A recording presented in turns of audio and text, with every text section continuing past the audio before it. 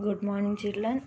Today we are going to learn a poem written by Sarojini Naidu. As all of you know, she was an Indian poet and she was an active participant in Indian independence movement, and she was the first woman to become governor of the Republic of India. These are all the things that we know. And her poetic works include The Golden Threshold, The Spectred Flute, Songs of India, and The Feather of the Dawn. Okay, now, so this poem, Indian viewers. So this is about, or through this poem, our poet asks a band of viewers about what kind of garments they weave at different times of the day. And here we can find out weavers can give a variety of forms and colors to the clothes they weave. These forms and colors stands for different occasions and hence different emotions and experience. That all of you know. We can't wear a dress at funeral function that we used to wear in wedding.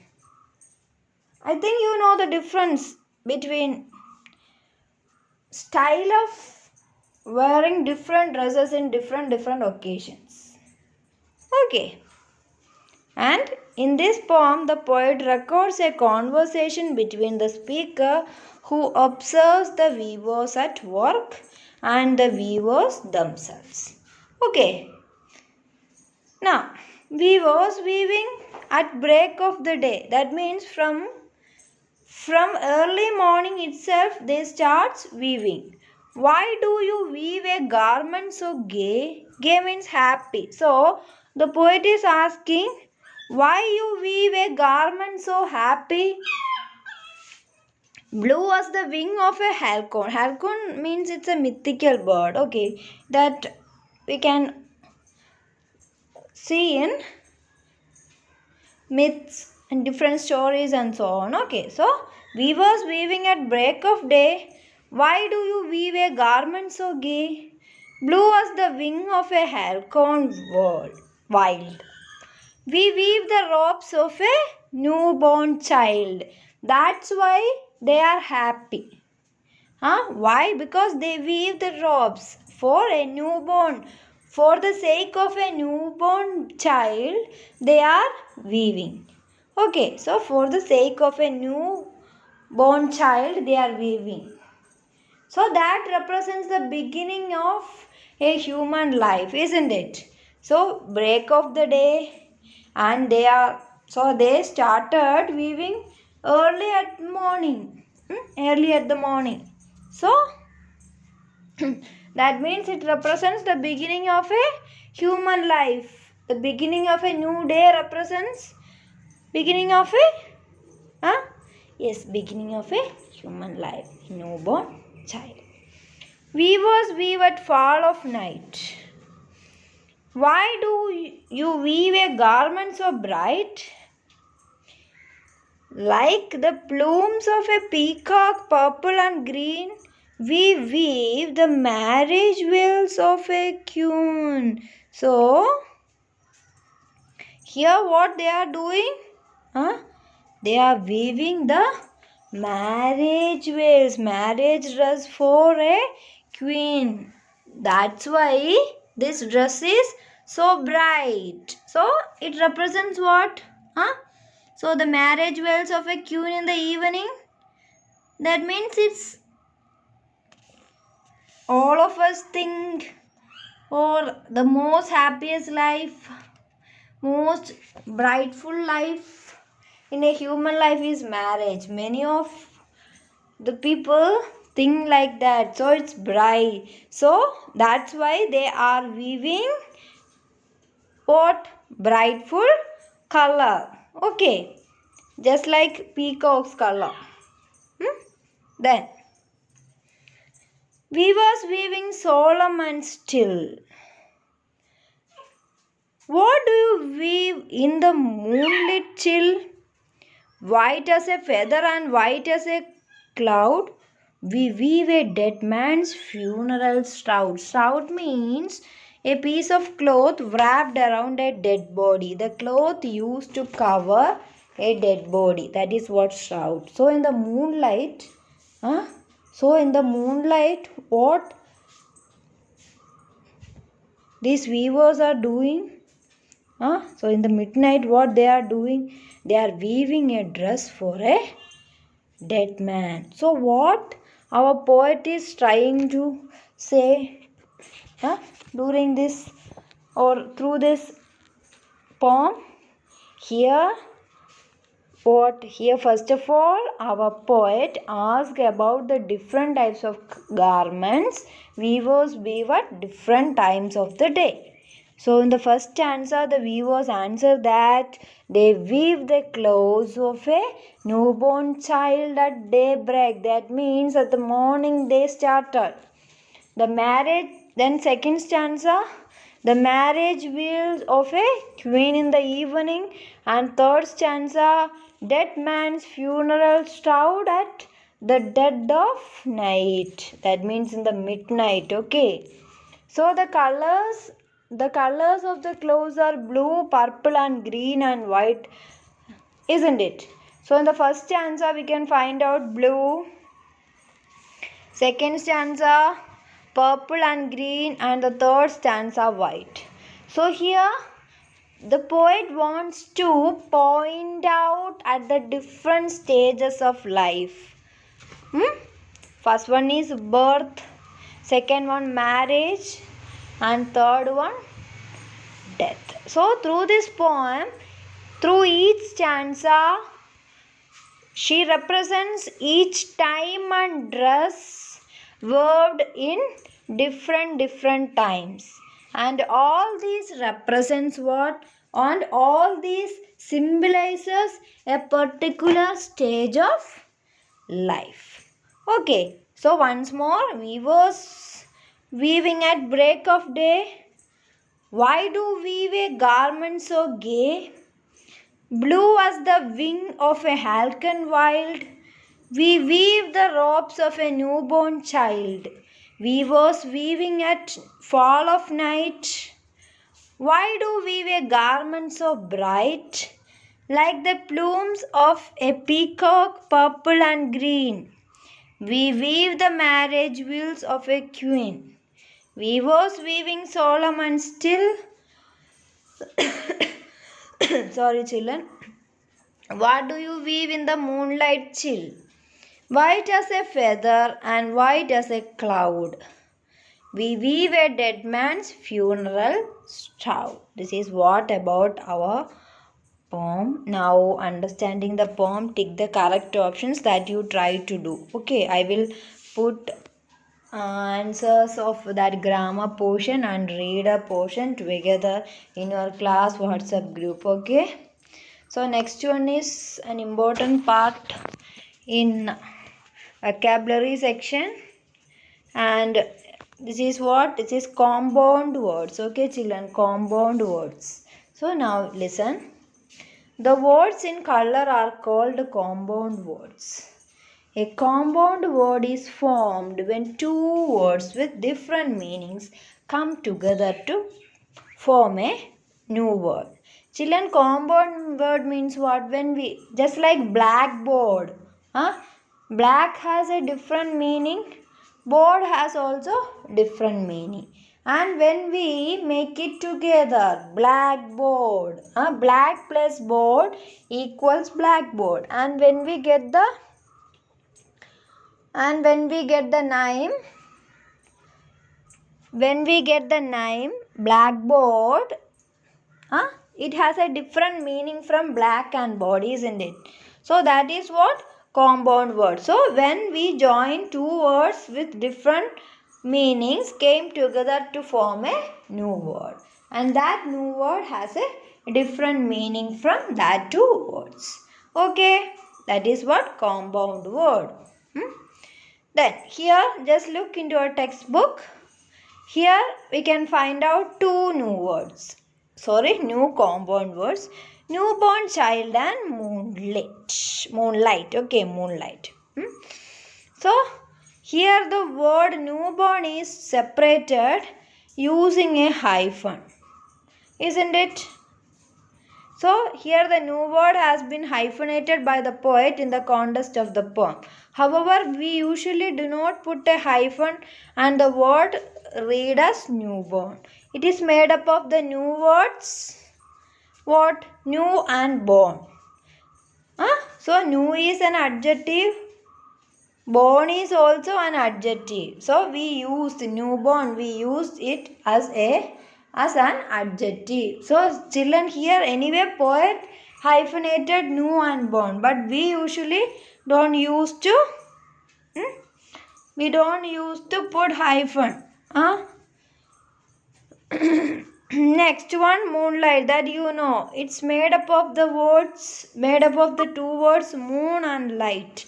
And we make it together, or when we join it, we get a new word, moonlight, isn't it?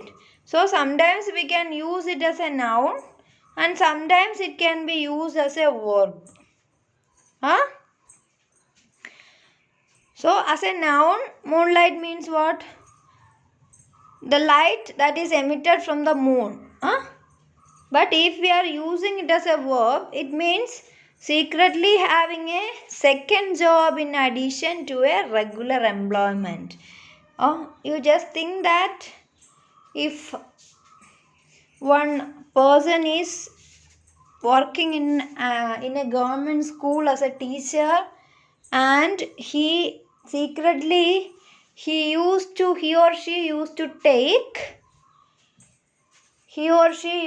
take tuition at his or her home. So we can call the second job as moonlight. Okay, clear? So anyway, these type of compound words are called closed compound words. Okay, other examples include cupboard, blackboard, notebook, waistcoat and fireman. And one exercise is given there. Make sentences using. So some exercise are given here. Make sentences with these compound words. Write which figure of speech the two words that make up each compound word belong to.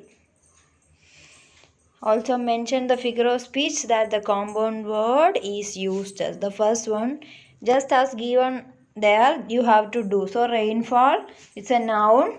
Rain is a noun and fall is a verb. But when we join together, what happens? When we join a noun and verb, we get another noun. Okay, just like this, some words are given there. Just try to do that. Okay.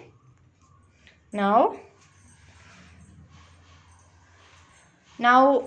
it's given is, so when we are not using a hyphen in between two words to make it a new word, we call it as closed compound words, and when in some case we use hyphen, and these compound words are called hyphenated compound words. That is given here. Okay.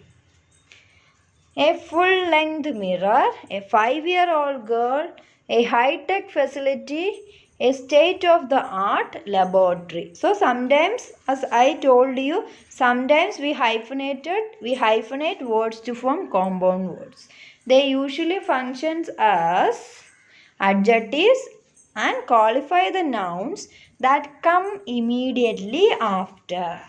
Okay, so this type of compound words, that means hyphenated compound words, are used to qualify the nouns that come immediately after them. Okay, here the full length, the adjective or the hyphenated compound word full length is used to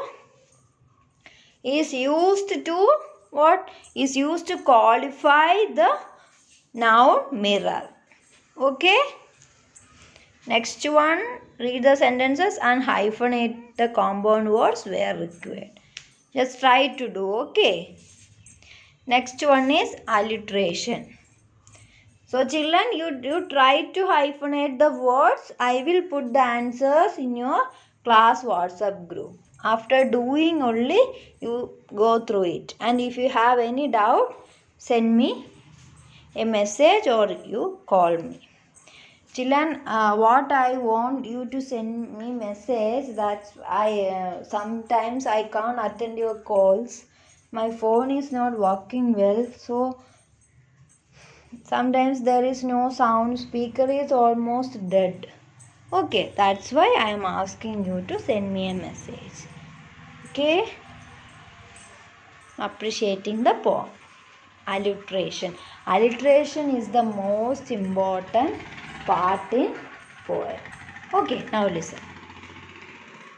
A garment so gay, plumes of a peacock, solemn and still.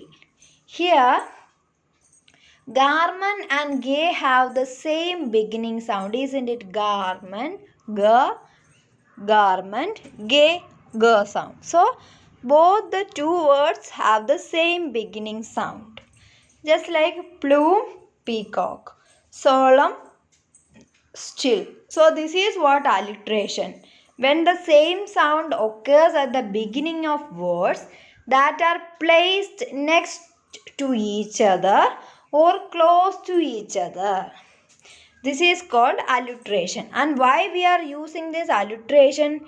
It's to make our writing more appealing. That means more attractive.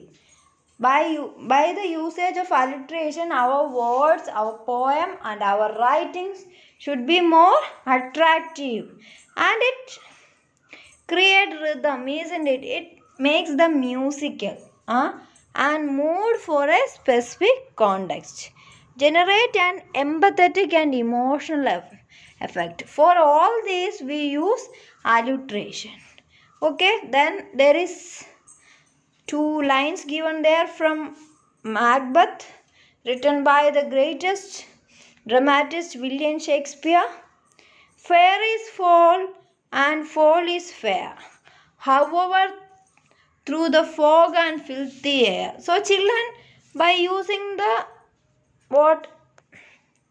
By using this alliteration, our writing will be musical. Okay. I'm sorry, my throat is not well. I'm so sorry.